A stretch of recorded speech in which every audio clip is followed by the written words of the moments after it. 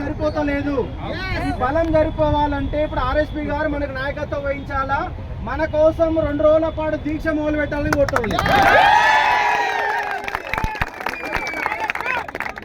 ఎందుకంటే నిరుద్యోగులంతా ఏకతాటి మీదకి రావాలంటే అది ఆర్ఎస్పీ సార్తోనే అవుతుంది.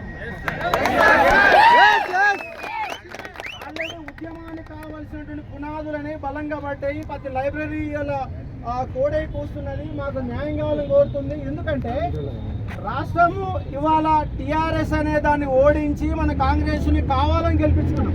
అవునా కదా? గెలిపించిన వాళ్ళకి న్యాయం చేయకుండా తర్వాత ఆయన ఇయర్ క్యాలెండర్ అంటున్నాడు. ఆ ఇయర్ క్యాలెండర్ పైన స్పష్టత లేదు. కనీసం ఒక ఐఏఎస్ ఆఫీసర్ కూడా ఇప్పటివరకు మీటింగ్ కూడా పెట్టలే, ఒక మంత్రి మీటింగ్ పెట్టలే. వాళ్ళు 2 లక్షల ఉద్యోగాలు ఏమిస్తారో అనే దానికి దానికి సోయి కూడా లేదు. కాబట్టి ఇప్పుడే మన ప్రత్యక్షంగా ఇప్పుడున్నటువంటి డిమాండ్లు నెరవేర్చుకోవాలంటే కరెక్ట్ టైము. ఈ టైంలో 2 రోజుల పాటు సార్ మనతో పాటు దీక్ష